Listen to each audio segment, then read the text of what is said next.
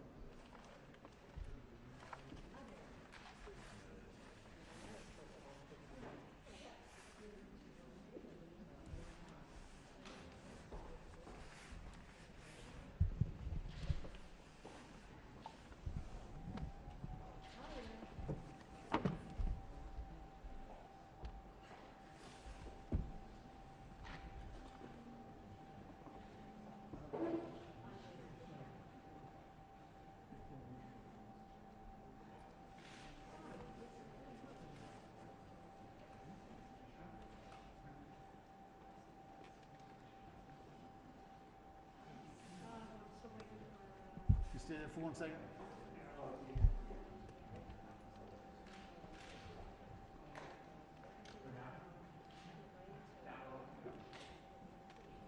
Thank you. You guys good?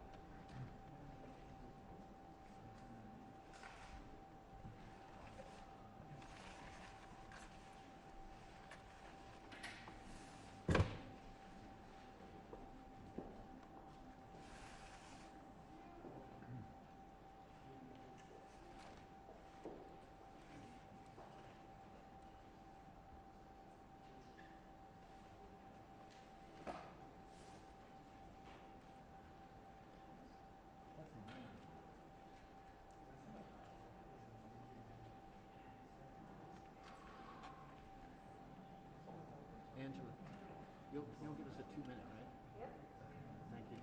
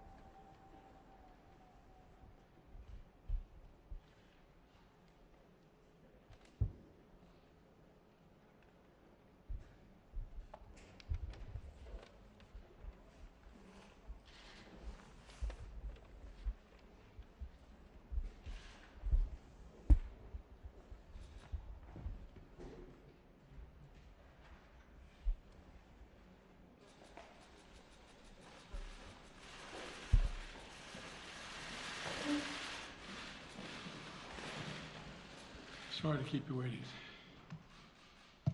Good afternoon. The Russian military has begun a brutal assault on the people of Ukraine. Without provocation, without justification, without necessity, this is a premeditated attack. Vladimir Putin has been planning this for months, as we've been saying all along. He moved more than 175,000 troops, military equipment and positions along the Ukrainian border. He moved blood supplies into position and built a field hospital, which tells you all you need to know about his intentions all along. He rejected every good faith effort the United States and our allies and partners made to address our mutual security concerns through dialogue to avoid needless conflict and avert human suffering. For weeks, we have been warning that this would happen. And now it's unfolding largely as we predicted. In the past week, we've seen shelling increase in the Donbass, a region in eastern Ukraine controlled by Russian-backed separatists.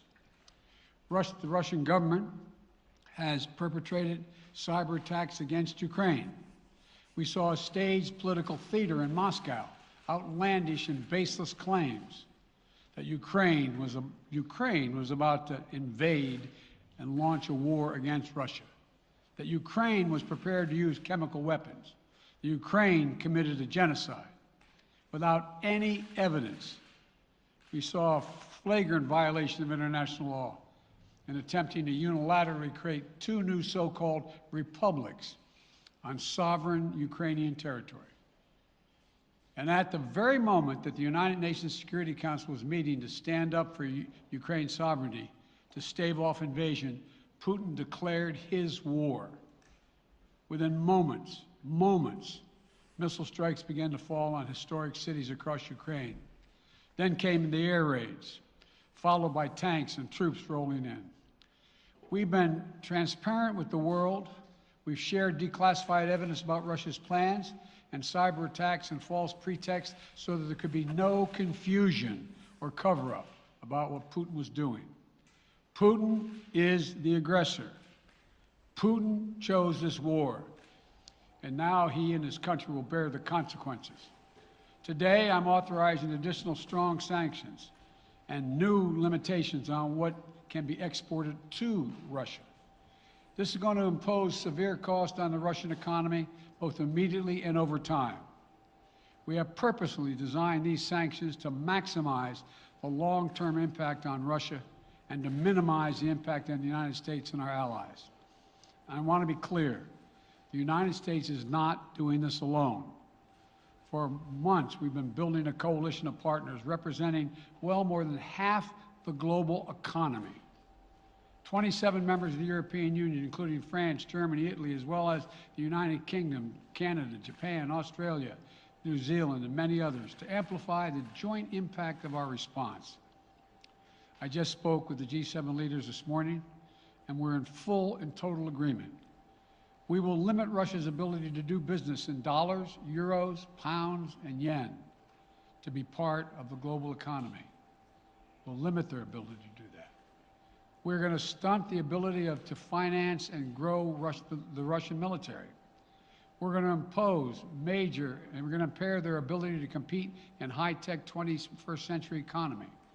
We've already seen the impact of our actions on Russia's currency and the ruble, which early today hit its weakest level ever in history.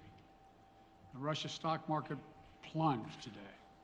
The Russian government borrowing rate spiked by over 15%. In today's actions, we've now sanctioned Russian banks that together hold around $1 trillion in assets. We've cut off Russia's largest bank, a bank that holds more than 1/3 of Russia's banking assets by itself, cut it off from the U.S. financial system. And today, we're also blocking 4 more major banks. That means every asset they have in America will be frozen. This includes VTB, the second largest bank in Russia, which has $250 billion in assets. As promised, we're also adding the names to the list of Russian elites and their family members that we're sanctioning as well. As I said on Tuesday, These are people who personally gain from the Kremlin's policies, and they should share in the pain. We will keep up this drumbeat of those designations against corrupt billionaires in the days ahead. On Tuesday, we stopped the Russian government from raising money from U.S. or European investors.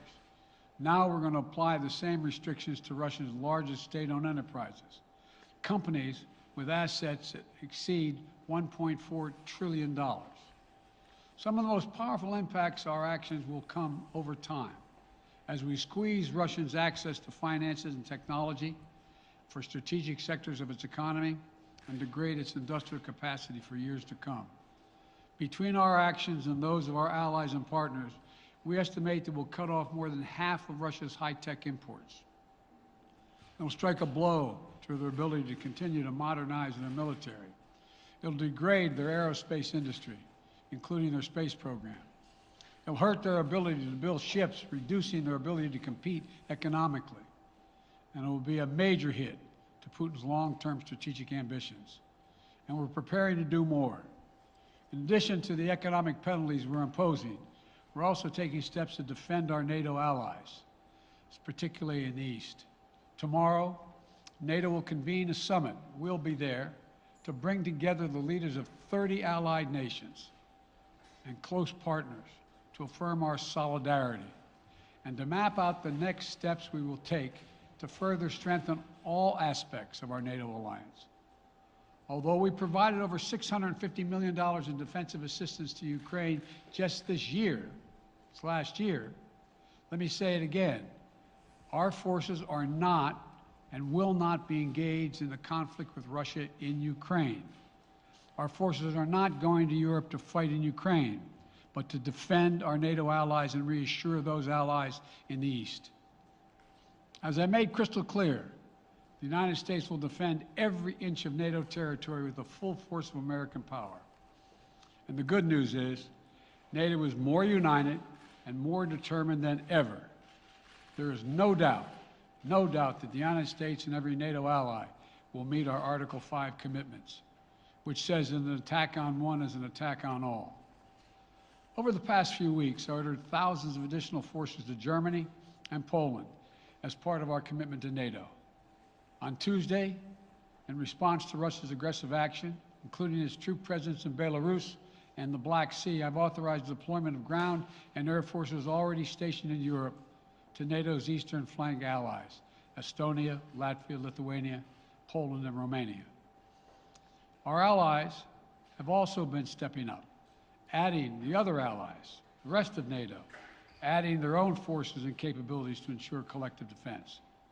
And today, within hours of Russia's unleashing its assault, NATO came together and authorized and activated an activation of response plans.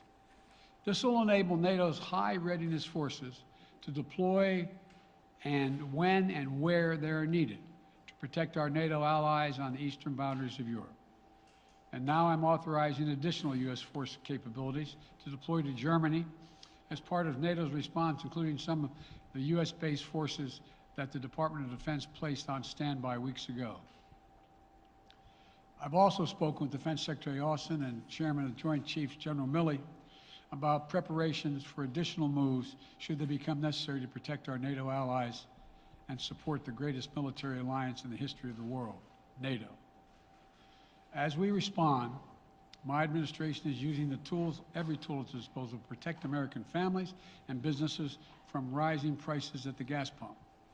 You know, we're taking active steps to bring down the cost, and American oil and gas companies should not exploit this moment to hike their prices to raise profits. You know, in our sanctions package, we specifically designed to allow energy payments to continue. We are closely monitoring energy supplies for any disruption. We've been coordinating with major oil producing and consuming countries toward our common interest to secure global energy supplies. We are actively working with countries around the world to elevate collective release from the strategic petroleum reserves of major energy consuming countries. And the United States will release additional barrels of oil as conditions warrant. I know this is hard and that Americans are already hurting, I will do everything in my power to limit the pain the American people are feeling at the gas pump. This is critical to me. But this aggression cannot go unanswered. If it did, the consequences for America would be much worse.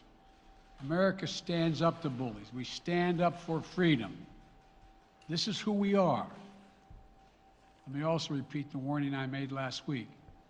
If Russia pursues cyber attacks against our companies, our critical infrastructure, we are prepared to respond. For months, we've been working closely with the private sector to harden our cyber defenses, sharpen our ability to respond to Russian cyber attacks as well. I spoke last night to President Zelensky of Ukraine, and I assured him that the United States, together with our allies and partners in Europe, will support the Ukrainian people as they defend their country. We'll provide humanitarian relief to ease their suffering. And in the early days of this conflict, Russia propaganda outlets will keep trying to hide the truth and claim success for its military operation against a made-up threat. But history has shown, time and again, how swift gains in territory eventually give way to grinding occupations, acts of mass civil disobedience, and strategic dead ends. The next few weeks and months will be hard on the people of Ukraine. Putin has unleashed a great pain on them, but the Ukrainian people have known 30 years of independence. They have repeatedly shown that they will not tolerate anyone who tries to take their country backwards. This is a dangerous moment for all of Europe, for the freedom around the world. Putin has committed an assault on the very principles that uphold the global peace. But now, the entire world sees clearly what Putin and his Kremlin allies are really all about. This was never about a genuine security concerns on their part.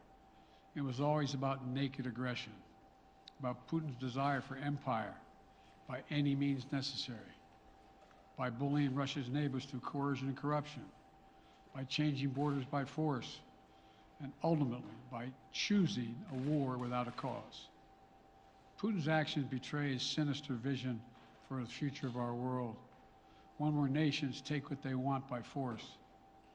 But it is a vision that the United States and freedom-loving nations everywhere will oppose with every tool of our considerable power.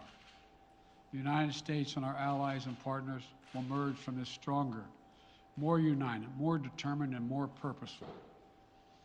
And Putin's aggression against Ukraine will end up costing Russia dearly, economically and strategically. We will make sure of that. Putin will be a pariah on the international stage. Any nation that countenances Russia's naked aggression against Ukraine will be stained by association. When the history of this era is written, Putin's choice to make a totally unjustifiable war on Ukraine will have left Russia weaker and the rest of the world stronger. Liberty, democracy, human dignity, these are the forces far more powerful than fear and oppression. They cannot be extinguished by tyrants like Putin and his armies. They cannot be erased from people's hearts and hopes by any amount of violence and intimidation. They endure. In the contest between democracy and autocracy, between sovereignty and subjugation, make no mistake, freedom will prevail. God bless the people of a free and democratic Ukraine. May God protect our troops. Associated Press, Zeke. So do you have any plans to speak with President Putin at this point? And what interactions have you had with the Russian government? I heard the first part. Do I have any plans to speak with Putin at this point, and what? What communications have you had with the Kremlin as far as military operations in Ukraine and making sure this does not spiral into a larger conflict? Well, it's a large conflict already. The way we're going to ensure it's not going to aspire to a larger conflict is by providing all the forces needed in the Eastern European nations that are members of NATO. NATO is more united than it's ever been, and I have no plans to talk with Putin. Wall Street Journal, Tarina. Mr. President, you didn't mention SWIFT in your sanctions that you announced. Is there a reason why the U.S. Isn't doing that? Is there a disagreement among allies regarding SWIFT and whether Russia should be allowed to be a part of it? The sanctions that we've proposed on all their banks are of equal consequence, maybe more consequence than SWIFT, number one. Number two, it is always an option, but right now that's not the position that the rest of Europe wishes to take. Cecilia Vega, ABC. Sir, sanctions clearly have not been enough to deter Vladimir Putin to this point. What is going to stop him? How and when does this end? And do you see him trying to go beyond Ukraine? And a second question I'll just give to you now. This statement that he gave last night, the threat that he gave, the West will face consequences greater than any you have faced in history. Is he threatening a nuclear strike? I have no idea what he's threatening. I know what he has done, number one. And number two, no one expected the sanctions to prevent anything from happening. It has to show, this is going to take time, and we have to show resolve so he knows what's coming. And so the people of Russia know what he's brought on them. That's what this is all about. This is going to take time. It's not going to occur, he's going to say, oh my God, these sanctions are coming, I'm going to stand down. He's going to test the resolve of the West to see if we stay together, and we will. We will, and it will impose significant costs on him. Will he go beyond Ukraine, sir? Do you see him going? Yes. Thank you. Two topics, just really quick. First, markets are down and gas prices are up. I know you always stress the difference between Wall Street and Main Street, but everybody seems to be in for some economic pain. How economically painful is it going to get for people in this country? And I do have one more question. First of all, there's no doubt that when a major nuclear power attacks and invades another country, that the world is going to respond, and markets can respond all over the world.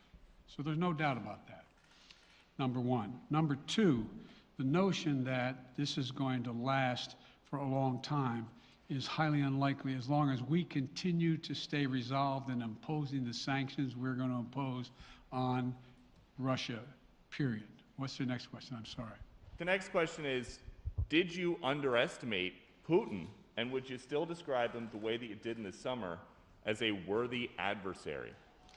At the time, he was, I made it clear, as an adversary, and I said he was worthy. I didn't underestimate him. And I've read most of everything he's written. Did you read it? I shouldn't, I'm not a wise guy. You heard the speech he made, almost an hour's worth of speeches, why he was going into Ukraine. He has much larger ambitions in Ukraine. He wants to, in fact, reestablish the former Soviet Union. That's what this is about. And I think that his ambitions are completely contrary to the place where the rest of the world has arrived. And with his ambitions, you're confident that these devastating sanctions are going to be as devastating as Russian missiles and bullets and tanks? Yes, Russian bullets, missiles, and tanks in Ukraine. Yes, I am. Thank you, President Biden. If sanctions cannot stop President Putin, what penalty can? I didn't say sanctions couldn't stop him. You've been talking about the threat of these sanctions for several weeks now. Yes, but the threat of the sanctions and imposing the sanctions and seeing the effect of the sanctions are two different things. They're two different things. And he's going to begin to see the effect of the sanctions. And what will that do? How will that change his mindset here, given he's because attacking it will so Ukraine weaken as we his speak? country that he'll have to make a very, very difficult choice as to whether to continue to move toward being a second-rate power or, in fact, respond. You said in recent weeks that big nations cannot bluff when it comes to something like this. You recently said that the idea of personally sanctioning President Putin was on the table. Is that a step that you're prepared to take? And if It's not a bluff, it's on the table. Sanctioning President Putin? Yes. Why not sanction him today, sir? Mr. President? Why not sanction him today, sir? Mr. President, if I can, you detailed some severe and swift new sanctions today and said the impact it will have over time. But given the full-scale invasion, given that you're not pursuing disconnecting Russia from what's called SWIFT, the international banking system, or other sanctions at your disposal.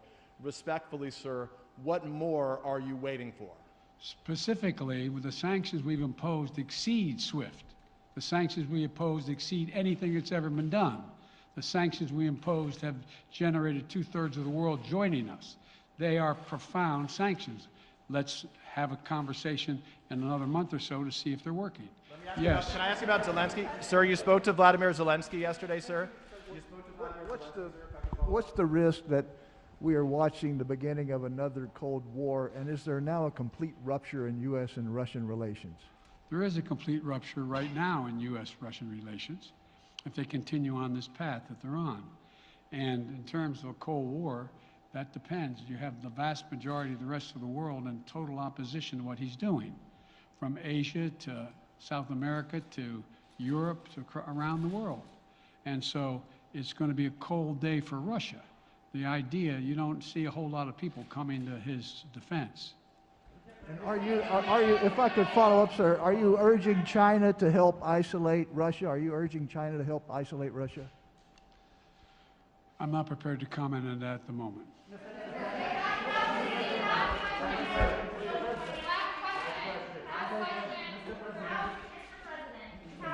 No. Yeah.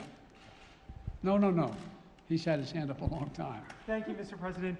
How concerned are you that Putin wants to go beyond Ukraine into other countries, and the U.S. will have to get involved if he moves into NATO countries? Well, if he did move into NATO countries, he will be involved. We will be involved. The only thing that I'm convinced of is if we don't stop now, he'll be emboldened. If we don't move against him now with these significant sanctions, he will be emboldened. And look, you know, well, anyway. And can you talk anything more about your conversation? Mr. President.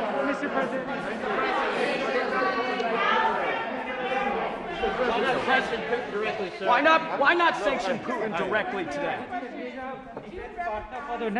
I'm sorry, I can't hear you. Sir, India, which is a major defense partner of the United States, is India fully with you on the issue of Ukraine and Russia? Does the Defense Department of the United States? Sir, India is one of your major defense partners. Is India fully in sync with the United States on Russia? We're in consultation with India today. We haven't resolved that completely. One more question. Okay, thank you all very much. Thank you.